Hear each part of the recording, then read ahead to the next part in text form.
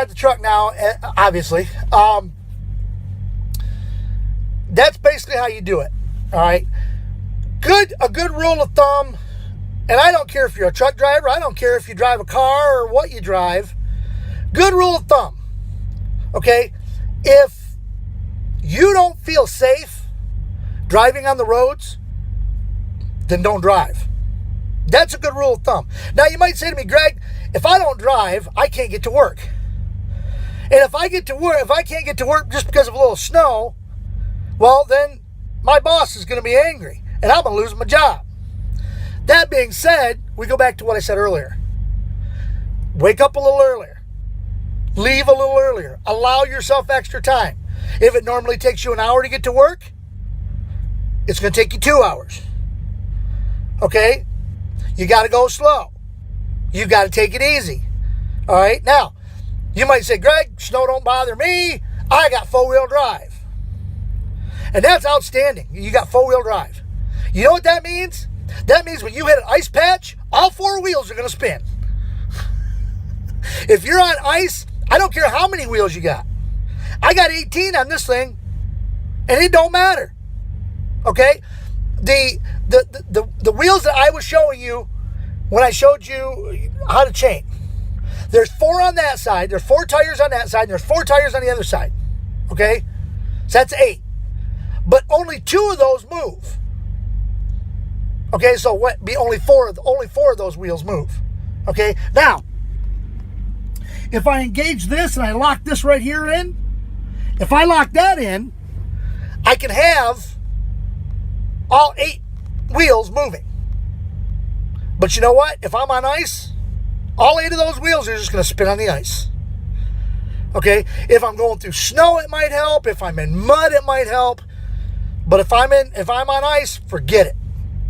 If it's slippery out, I don't care if you got four-wheel drive. As soon as you hit a slippery spot, you're gone. The other thing you've got to remember, when I was young, front-wheel drive vehicles were just coming out. They didn't have very many front-wheel drive vehicles when I was younger. When you're driving a rear-wheel drive vehicle, and it's just a vehicle, you can't do it on a semi. Okay? If it's just a vehicle, so if you're in your car, it's an older car with rear-wheel drive, or you're in a truck, it's rear-wheel drive, and you start to slide, you have to turn into your slide to correct it. But if you turn too much, then it's just going to throw it back the other way. And then you're going to whip it back the other way, and it's going to throw it back the other way. And you're just going to keep whipping it back and forth till eventually you wipe out. In a front-wheel drive car, you turn the wheel the way you want the vehicle to go. Once it starts to slide, turn your steering wheel the way you want it to go, and lightly, ever so gently, push down the accelerator. Okay? One other thing for the truck drivers out there. Let's say you're getting off on a ramp. Now, automatically, when you look over and you're getting off on the ramp, you see a yellow sign that says 35 miles an hour. How fast should you be going? Half. Very good. For those of you who answered that. You should be going half that speed. Okay? So you should be going half of the 35 miles an hour as a truck. Because that 35 is for a car under normal circumstances. If it's wet, if it's raining, if it's nasty, you need to be going even slower than that. All right?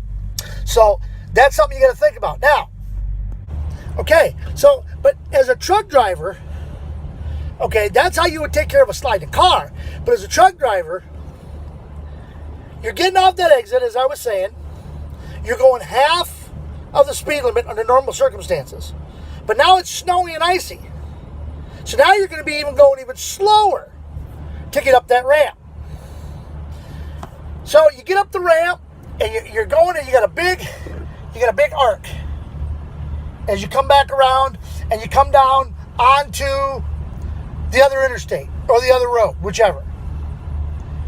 And as you're going up the arc, the road is sloped a little bit towards this side. So you got your rig, and you're all the way over that way as far as you can go. and you're looking out your mirror here, and you're seeing your trailer slowly sliding to the wall. What do?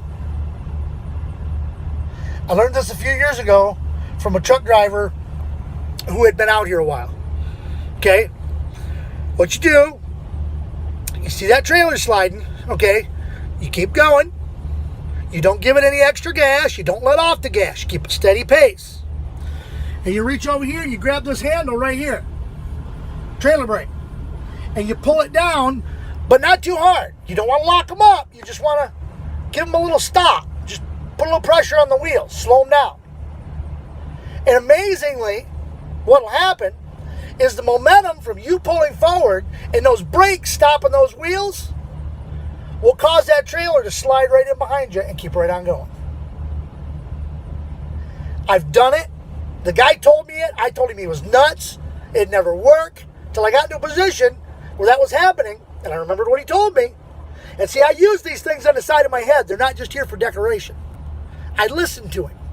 Thought he was crazy, but I thought, you know what? I'm going to try it. Reached over, pulled that trailer, just gave it a little bit, just enough to stop those wheels. And zoom. It took right off, came right in behind me. So that's winter driving, gang. And winter's coming up. It's coming up real soon. I live in the South now, so I shouldn't have to worry about it too much. So for all you, my friends that are in Michigan that are watching this, anyway. Yeah, you're all going, screw you, Greg. And for my friends that are watching it, that are driving truck around the country, they're going, yeah, wait until they send you up to Pennsylvania. Wait until they send you out to the Rockies. Wait until you're out in Utah coming across 80 from Utah into Cheyenne, Wyoming. It's snowing like I'm been there, done that. All right, gang. Hope you've enjoyed this episode of the video of the day. Please, again, like, comment, share this on any social media site that you belong to. Let everybody know the crazy truckers out here. And again, if there's something you want me to talk about, Jill's talking now. I'm going to shut her up real quick.